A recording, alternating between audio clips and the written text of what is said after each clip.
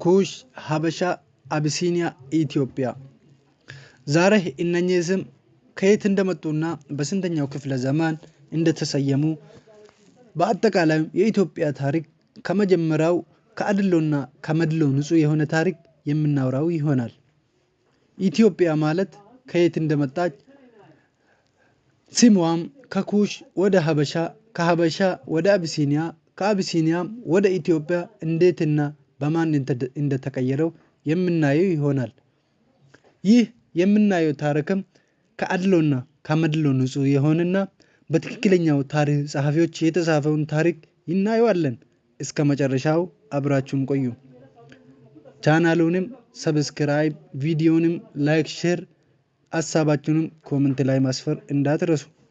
አሁን ወደ ታሪካችን። ለመጀመሪያ ጊዜ ሀበሻ የሚባለው ሀገር ወይ ደግሞ እዛው አካባቢ የሚኖሩ የኩሽ ልጆች እንዳለ ኩሽ ወይ ደግሞ የኩሽ ሀገር ተብሎ ይጠሩ ነበር። ይህ ማለትም ኢሳ ከመወለዱ ወይ ኢየሱስ ክርስቶስ ከመወለዱ በፊት ወደ 1000 ዓመት አካባቢ በፊት ነበር። እንግዲህ እንደምታወቀው የሰው ልጅ ለመጀመሪያ ጊዜ ሲፈጠር ፈጣሪው የሰው ልጅን ለመጀመሪያ ጊዜ ሲፈጥር አደምን ከአፈር ፈጥሮ ሐዋን ደግሞ ከአደም ፈጠረ። ከዛ ተጋቡና ወልዶ በዝቶ ሀገር ሆኑ፣ ዓለምም ሆኑ። እነዚያ የአደም ልጆች ሁሉ አላህ በሚወድላቸውና የአባታቸው መንገድ ላይም ነበር። እየሄዱም ዘመናቶች ሲርቁ ወደ ጥመትና ወደማይሆን ከአባታቸው መንገድም መዞር መተው ጀመሩ። ከዛም ፈጣሪ ይህን ጥመታቸውን አይቶ ነቢይ ላከላቸው ወደ አባታቸው መንገድ እንዲመልሳቸው ማለት ነው። ይህ ነቢይም ኑህ ይባላል። ነቢይ ኑህ ስላክ እነኝን ህዝብ ለመጥራትና ወደ አባታቸው መንገድ ለመመለስ ብዙ ጊዜ ቆይቷል። ለምሳሌ ያክል ወደ 950 ምናምን ዓመት አካባቢ በመሃላቸውም ቆይቷል።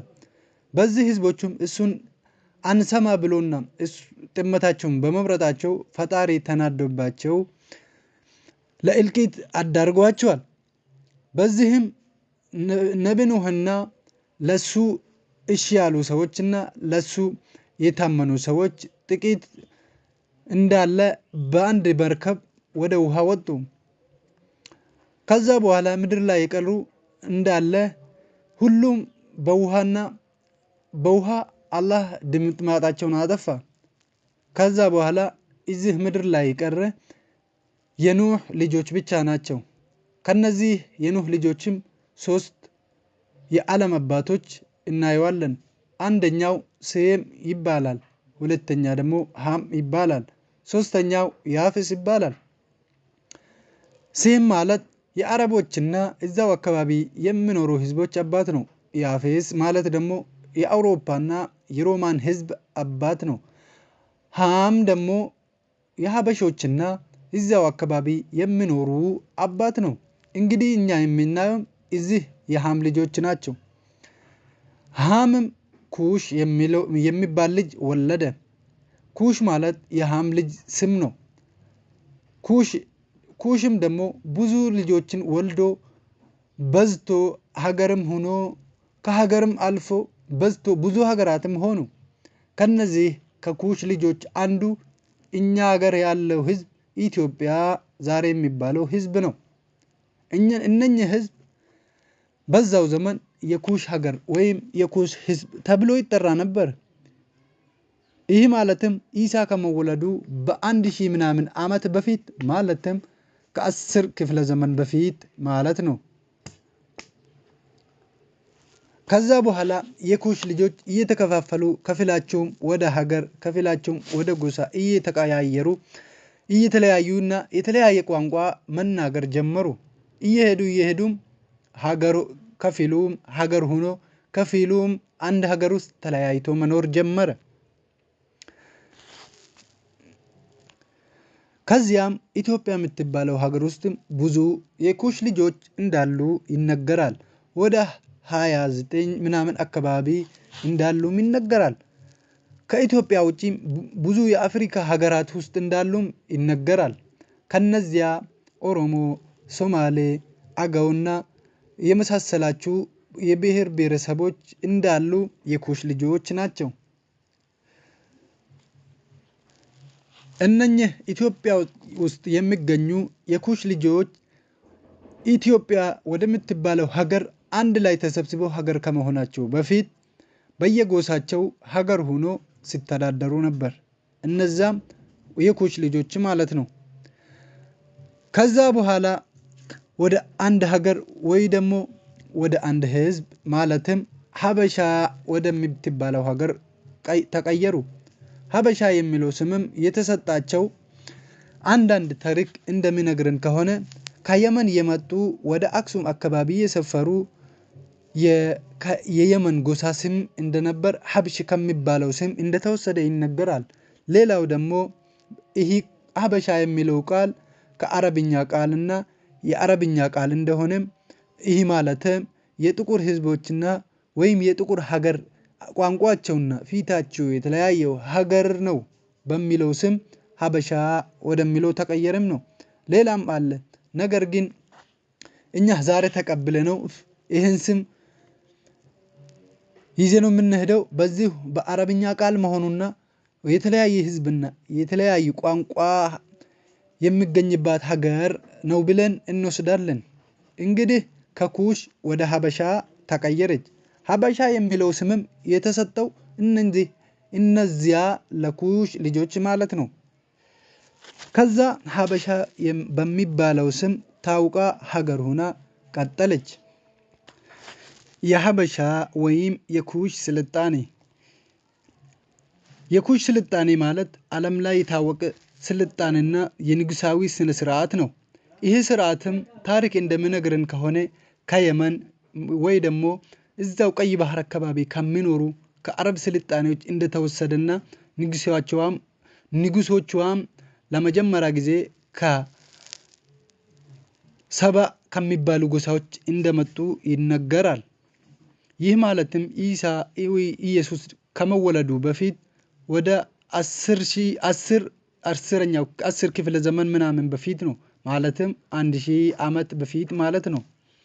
ለመጀመሪያ ጊዜ ሀበሻን ወይ እቺን የአክሱም ስልጣኔን ያስጀመረውና ለመጀመሪያ ጊዜ ያስተዳደረው ሸመር ዩሪሽ በነሽ ኢፍሪቅሽ ይባላል። ይህ ሰውዬም የሰበኢዮች ጎሳ እንደሆነ ይነገራል። ሰበኢዮች ማለት የመን ውስጥ የሚገኙ የብልቂሳ ወይ ደግሞ የሳሃባ የምትባለው ታዋቂ ንጉስ የሆነችው ሴት የሷ ጎሳ እንደሆነም ይነገራል።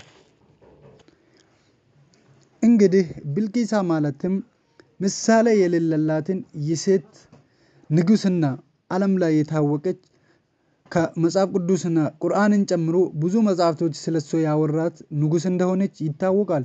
የሷን ታሪክ ለሌላ ጊዜ እንተውና ወደ ዛሬው ታሪካችን እንሂድ። በሱ ጊዜም ነው የመንና ኤርትራ ወደዚህ ወደ ሀበሻ ሀገር የተቀላቀሉት ማለትም ወደሱ አገዛዝ የገቡት ማለት ነው። ይህ የመጀመሪያው ነው ማለት ነው። ሁለተኛውና አስፈላጊና በአክሱም መቋቋሚያ ውስጥ ተጠሪ የሆነ ደግሞ ያስር ዮሐስድግ የሚባለው ሰውዬ ነው። እሱም የሰበኢዮች ወይ ደግሞ የንግስት ብልቂሳ ተወካይ ነበር። እሷን ወክሎ አክሱምን ሲያስተዳድርና አክሱምን በማቋቋም ውስጥ ተጠሪ የሆነም እሱ ነው። እሱም ያስር ብን ዮሐስድግ ይባላል። እንግዲህ በሱ ዘመን ነው ኩሽ ከሚባለው ከጥንት ስሟ ወደ ሀበሻ የሚባለው ስም የተቀየረች። አሁንም በሱ ዘመን ነው ነጃሺ የሚባለው የአክሱም ንግስታቶች ስምም የተሰየመው። እንደምታወቀው የአክሱም ወይም ደግሞ የሀበሻ ንግስታቶች ነጃሺ በሚለው ስም ሲጠሩ ነበር። ይሄ ስምም በሱ ማለትም በዚህ በያስር ብን ዮሐስድግ የሚባለው ሰውዬው ዘመን እንደተሰየመም ይነገራል። እንግዲህ ከዛ በኋላ ሀበሻ በሚባለው ስሟ ታውቃ ከየመን የወሰደችዋን ስልጣኔ እንደራሷ አርጋ በዚህ ስልጣኔ መተዳደርና በንጉሳዊ ስርዓት መተዳደርም ጀመረች። ይሄ የዚህ ሰውየው ጊዜም ኢሳ ወይ ኢየሱስ ከመወለዱ በፊት ወደ 600 ምናምን ዓመት በፊት ነው። ማለትም ኢሳ ሳይወለድ ማለት ነው። ይህ ማለትም ሁለተኛ የአክሱም ወይ ደግሞ የሀበሻ አስተዳዳሪ የሆነ ዘመን ማለት ነው። ከዛ ቀጥለው ሸመር ዩሽር የሚባለው ሰውም መጣ። ለማንኛውም ሸመር ዩሽር ማለትስ ማን ነው? እንዴትስ ሀበሻን መያዝና መቆጣጠር ቻለ? እሱንም እናየዋለን። እሱም ሸመር ዩሪሽ ብን ሐምዳን ብን ኢፍሪቅሽ ይባላል። ከሰበዮች ንጉስ ወይ ደግሞ ከሰበዮች ጎሳም አንዱ ነው። አብዛኛ የአረቦች ጸሐፊዎች በአያቱ ይጠሩ ነበር። ማለትም አባቱን ከመሃል አስወጥቶ በአያቱ ስም ማለትም ሸመር ብን ኢፍሪቅሽ ብሎ ይጠሩ ነበር። ምክንያቱም እሱን የሚመስለው ስም በታሪክ መጽሐፍ ውስጥ ብዙ ስለሆነ የአባቱን ስም ከመሃል አውጥቶ በአያቱ ይጠሩ ነበር ማለት ነው። የሱ የስልጣኔው ዘመንም ብዙ የተለያዩ ነገሮችም ተብሎበታል። አብዛኛው ሰው ከ1040 እስከ 1000 ነው ማለትም ኢሳ ከመወለዱ በፊት ማለት የሚሉም አሉ። ይሄም ከአረብ ታሪክ ጸሐፊዎች እንደተወሰደ ማለት ነው። እንደዛ የተባለው የአባቱ የአገዛዙ ዘመን ማለትም የኢፍሪቅሽ ዘመን ወደ 12000 ምናምን ዓመት በፊት ማለትም 12ኛው ክፍለ ዘመን ምናምን በፊት ስለነበረ ይህ የአያቱ ልጅም በዚሁ በ10ኛው ክፍለ ዘመን ማለትም ከ1040 እስከ 1000 ሲያስተዳድር ነበረ የሚባለውም ለዚህ ነው። የአረብ ጸሐፊዎች ከዚህ ወስዶ ልጁም የአያቱ ልጅም ወደ 1040 የሚለውን ታሪክ ጸድቆ ይሄ ነው የሚሻለው ብሎ ይሄንን ተቀብሎታል። እንግዲህ የሀበሻ ታሪክ ከዚህ ነው የጀመረው ማለት ነው። የአክሱም ስልጣኔውም ለመጀመሪያ ጊዜ የመጣ ከሰበእዮች ማለትም ቀይ ባህር አካባቢ ከሚኖሩ ከአረብ ስልጣኔ እንደተወሰደም አይተነዋል። እንግዲህ በዚህ ስም ሀበሻ በሚባለው ስም መጠራት እንደጀመረችና በስንተኛው ክፍለ ዘመን በዚሁ ስም መጠራት እንደጀመረችም አይተነዋል። ከዚህ በሚቀጥለው ቪዲዮ ደግሞ አላህ ፈቅዶልኝ ከመጣን ኢንሻአላህ ከዚህ ካቆምንበት ቦታ ጀምረን እስከ መጨረሻው የምናየው ይሆናል። የዛሬው ቪዲዮአችን ይዚህ ያብቃንና አስተያየታችሁን በኮሜንት ቪዲዮን ሼር፣ ላይክ፣ ቻናሉን ደግሞ ሰብስክራይብ ማድረግ እንዳትረሱ እያልኩኝ እሰናበታለሁ። እስከ መጨረሻው ስለተከታተላችሁን ከልብ አመሰግናችኋለሁ።